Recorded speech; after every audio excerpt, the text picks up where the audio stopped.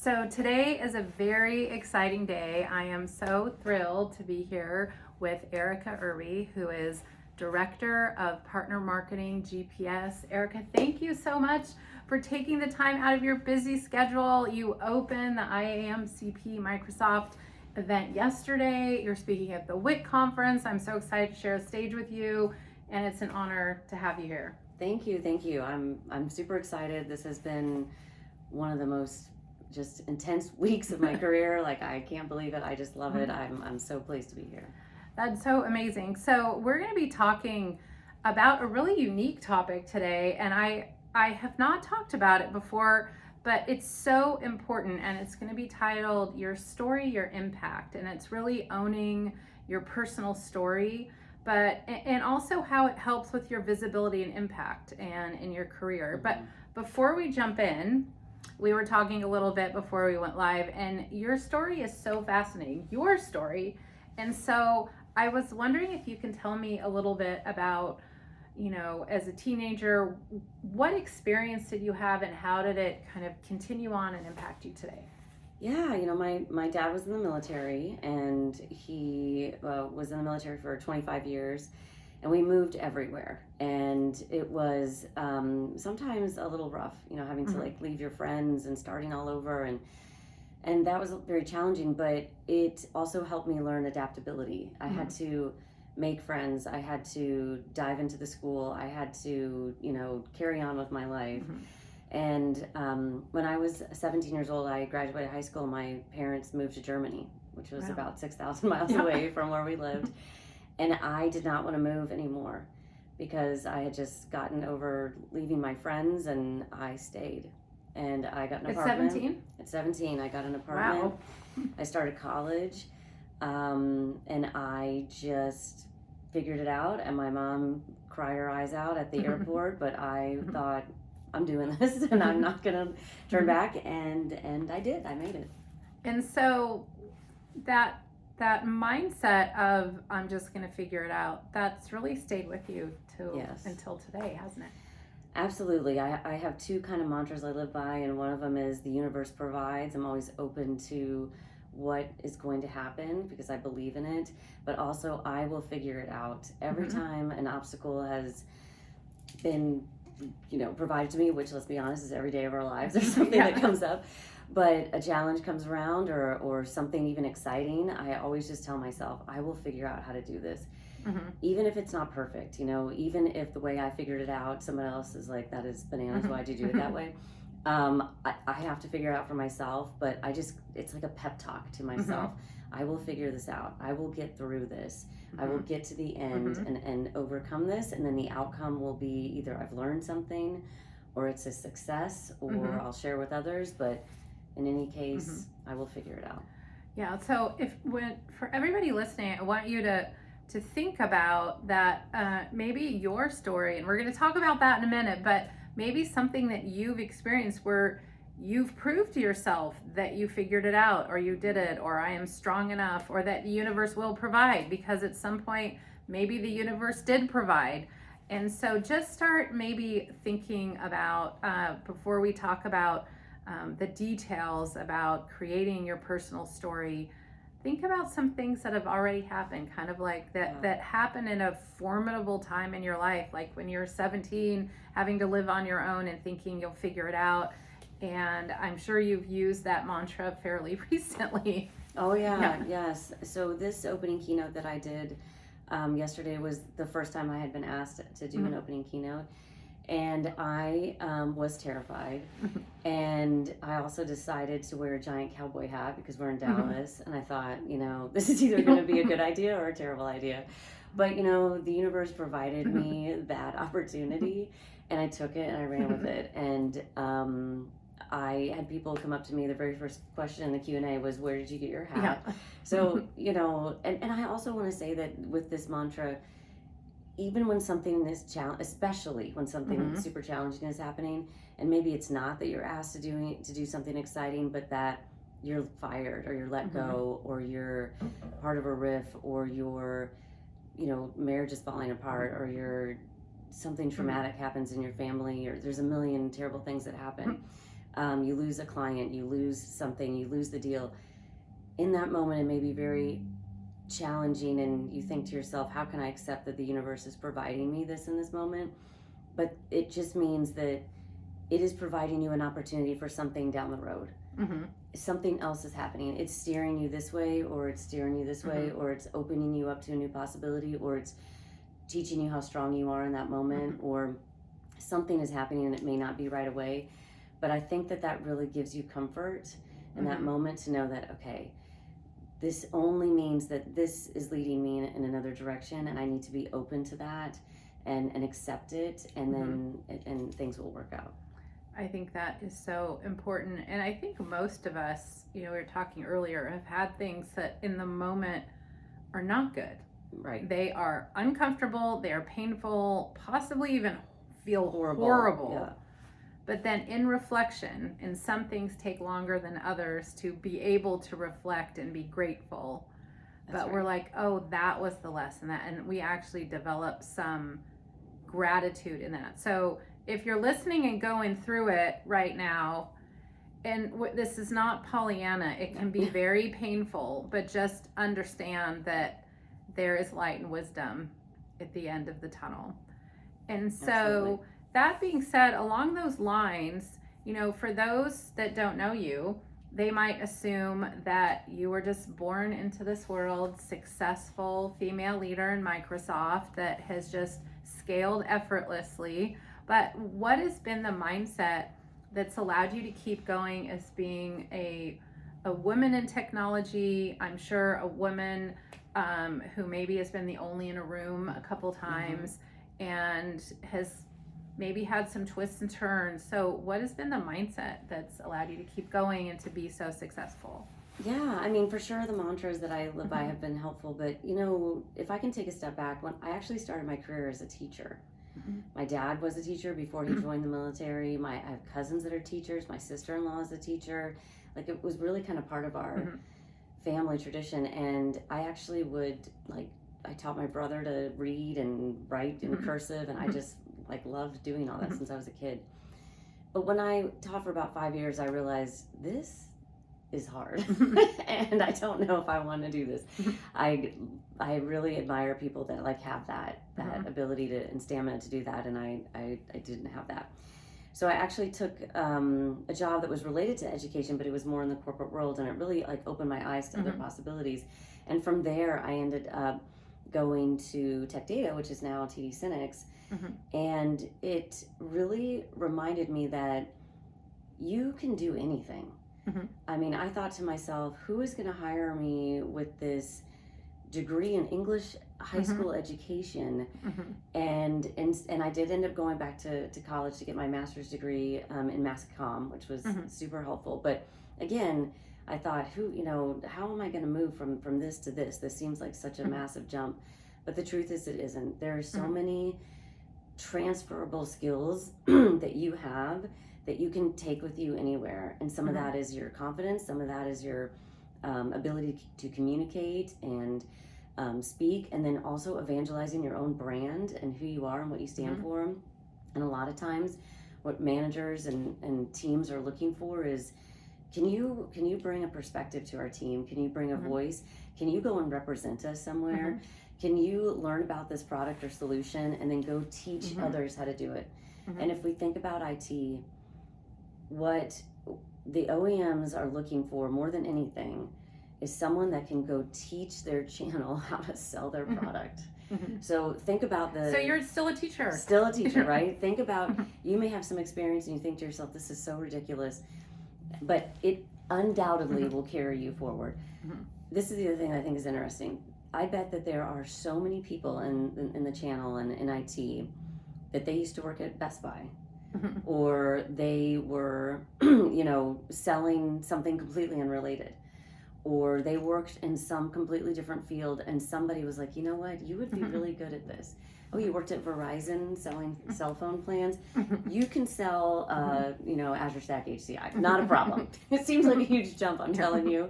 There sometimes it really isn't. So I think just having that constant mindset in yourself that I will figure this out. I can do anything. I have these foundational skills And then the last thing I'd say too about your point about, you know, so much, you know, the male dominated industries, I think that is definitely shifting. And when I look at Microsoft, I have so many examples of female leaders. Mm-hmm. I mean, it is incredible. My current manager, Lori Borg, she just came on board. Mm-hmm. She, prior to her was Heather Deegans. Mm-hmm. And there's just, we have Annie Martin, Deanna Ishik, Pam Salzer. I mean, It's there's like endless so many. badasses, if I can say that. Unbelievable on my team. Like, it's incredible. And you see so many of the younger women coming up and will undoubtedly, Mm-hmm. you know, surpass us in that. Nina Harding leads Mm-hmm. our GPS. She reports to Deb Cupp. Like, Nicole Deason is our channel chief. Like, there's no shortage of examples. You know, my best friend Michelle Curtis leads our worldwide distribution. So there's no shortage of examples. And I think also more and more that the idea of allyship is really permeating through the ecosystem, and that is an incredible step forward, you know, for us. I had a lot of mentors who were men, and a lot of champions and sponsors, and no doubt I would not be where I am without them. Yeah, that is really amazing. And I knew that there were amazing female leaders in Microsoft. I did not know that there were that many, and so it's really refreshing. Absolutely, yeah. And you know, Microsoft, and it's not just Microsoft. You know, I was at Beam Software, I was at Tech Data. I could list off lots of female leaders there as well. I think some companies are more ahead than others, and definitely Microsoft has made, I think, a really concerted effort to drive that. You know, not just with gender, but also with, you know, people of color. And I think that it's important to take those steps to do that. And you know, I hope to see that continue. Yeah, and also it's not just fair and just, it's good for business, right? Absolutely. So yesterday I spoke at the keynote about how critical it is right now for everyone to leverage AI for future generations, because we all need to share our voice, because that's how it learns. And if there are pockets of population who are not sharing their voice, AI will not capture that. And then future generations of those populations will not benefit when they leverage AI, and that piece is missing. Yeah, that is so important. And so when it comes, we're going to talk today a little bit about, you know, we all want to have an impact and the importance of story. And if I can make this blanket comment, we women tend not to be as forthcoming about tooting our own horn and sharing our story, what we love, what we're good at, our story of origin. And our male counterparts are tend to be a little bit better at that than we are. So sometimes we get passed over, and sometimes we don't have the impact that we could. So we're going to talk today a little bit about a couple ways to the importance of, and a couple ways of sharing our story and how that directly translates into the impact and visibility that we can have. Yeah, for sure. And you know, I do want to make a quick comment. I do agree that I think historically men have appeared to be more confident than women, and a lot of that is just society and blah blah blah. We know that story. I would caution that I think there are probably a lot of men out there who actually don't have that confidence either. And so I think that the message that we want to share around storytelling is really more of a human one, and then absolutely women jump on this bandwagon and toot your own horn like crazy. I mean, you know, I would tell anybody this, but no one is going to advocate for your career except for you. Not one single person. You can have coaches, you can have mentors, you can have sponsors, you can have amazing people who will say your name in the room when you're not there, and all that is critical. But at the end of the day, and I think I'm probably quoting Mel Robbins right now, sorry, I'm like plagiarizing you, but no one's going to do this for you, and you absolutely have to be the one that's you know, sharing your own story. And I will tell you that, you know, it is a myth. It's something that a lot of times we hear growing up, that if you work hard, your work will speak for itself. It is a myth. It will not. It is very important to share what you love, what you're good at, and a little bit about your story. So can you share a couple strategies that people can use to start doing that a little better, a little more? Yeah, I mean, so I think it's really challenging, right? In the corporate world, we typically have like a 30-minute one-on-one with your boss, or you have 10 minutes in a call with your boss's boss, and you see your boss's boss 5 minutes out of the quarter. Like, it's really challenging, to get out there. So I would say, take advantage of all kinds of opportunities. If you're like typically if you're a little younger in your career, one thing that I think this works for everybody, but I started this when I was younger, is I will write an email of everything that I have accomplished in that month, and like share it with everyone. Share it with my boss. Share it with my boss's boss, and just look at all the things I've done. Yeah. And people may be like, "That is absolutely ridiculous." Of course you're doing those things. They're your job. But you know what? Everyone else is doing their job. They're not looking at your job. Even your boss is not looking at your job. I guarantee though that they don't know everything you're doing. Absolutely. They might generally know that you're doing a good job, but they don't know all the things. Right, and it's so critical, because then you have a talk with them and they're like, so what are you doing? Because they themselves have insane jobs that they're focused on. Yeah. And they themselves have to go evangelize what they're doing to their boss. And I remember I had this mentor, James Mundell, and he always said, what my boss is interested in fascinates me. And I always thought that was so funny, because I was like, that is brilliant. So I think about, okay, what does my boss and his boss care about? Here's my email of all the things I've done to contribute to what is important to you. And then so many times they can use that reference for what their team is doing when they go to their readouts to their management and to their stakeholders. Here's all the things that we're doing. They cannot possibly know all these things. They need you to go and amplify all the things that you're doing. And then I think taking advantage of social media, and by that I really mean LinkedIn for the most part when it comes to professional. However, I would also say, I get a lot of benefit from sharing things on Instagram, and I'm old, so also Facebook, but because a lot of my friends are also professionals. So they're sharing things. And then when I share, they're like, oh, hey, my company is doing this too. Let's go connect offline and we can help, evangelize each other. But LinkedIn is perfect for this. And, podcasts like this and, doing quick interviews and writing blogs. Oh my gosh. And people are like, oh, I can't write a blog. I'm not a blog writer. Use Copilot. Yeah. There's the tip right there. Yes, use these things to help you. It is not, people are like, oh, no, it's going to write it for me, blah, blah, blah. You still have to tell it. It's your just story. A starting point. It's just a starting point.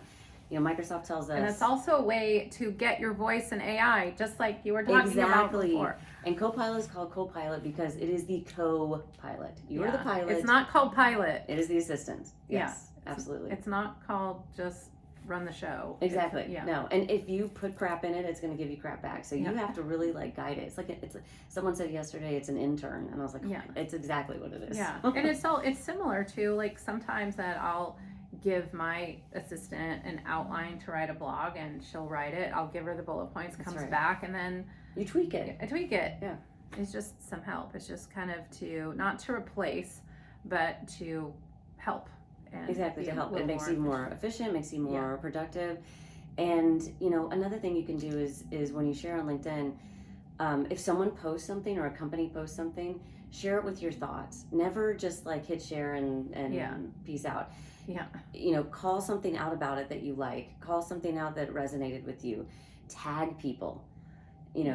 Oh, so and so taught me this, which is related to this article, or really try to add your own thoughtfulness around it, because that kind of establishes you as that thought leader. Yeah. And a lot of times too, if you have a top 10 or a top 20, whether they're companies or people or what have you, that they're constantly on your radar, that you might take a few minutes, 15 minutes on Tuesdays and Thursdays to really check in with those people, and not just wait till they come in your feed, but check in with those people. I might look up Erika Irby, see what she's doing and chime in.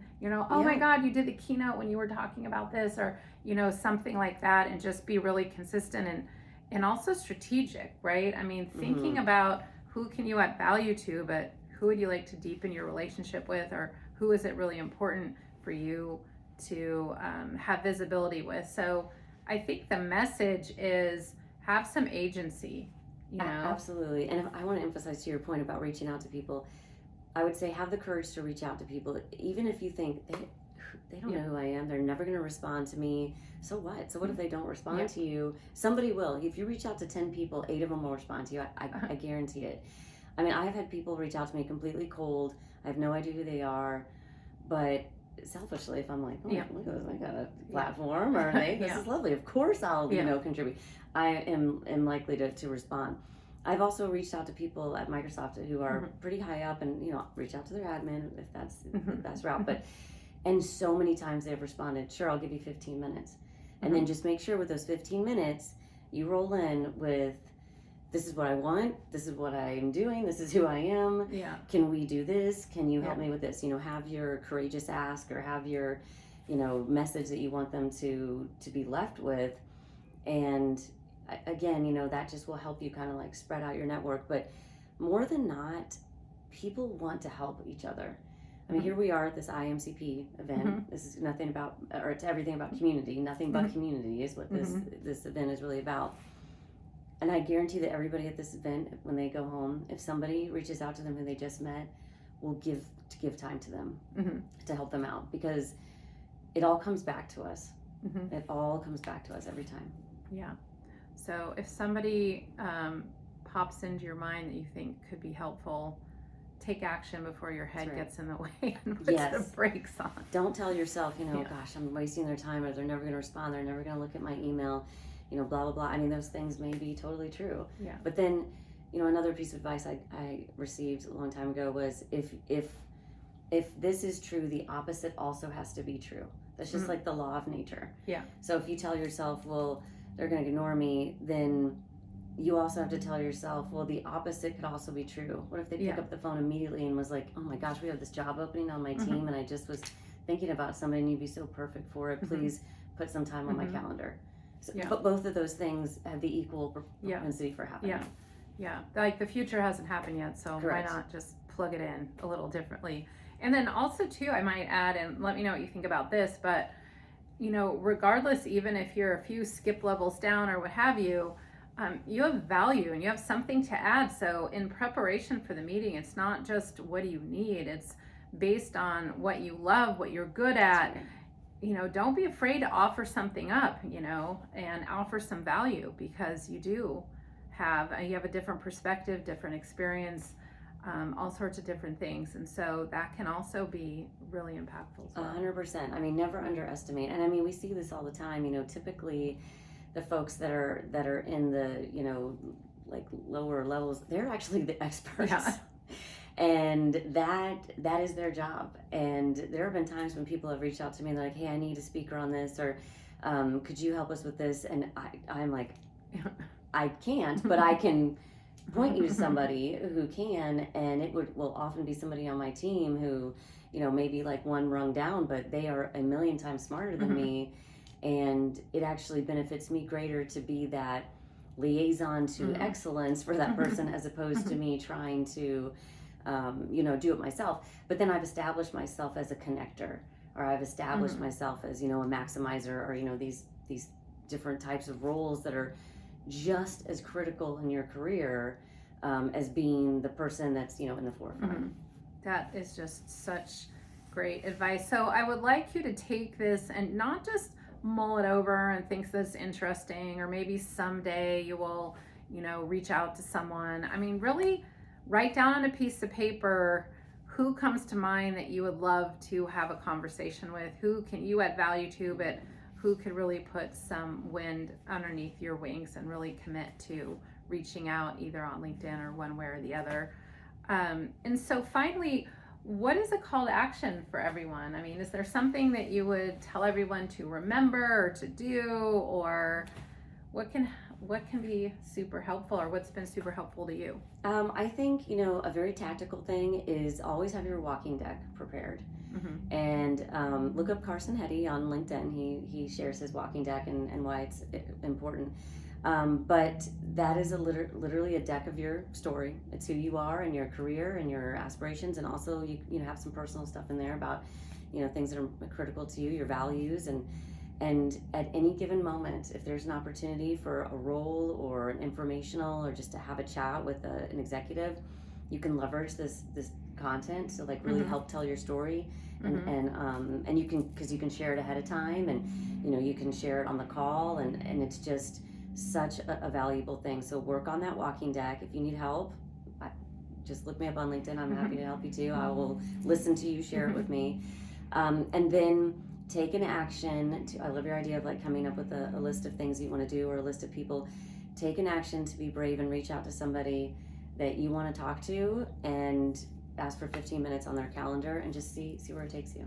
Yeah, and in this, I want you to drop in the chat when you're watching this who it is, when you're going to do it. Let's have There you go. Accountability. Yeah, social accountability would be amazing.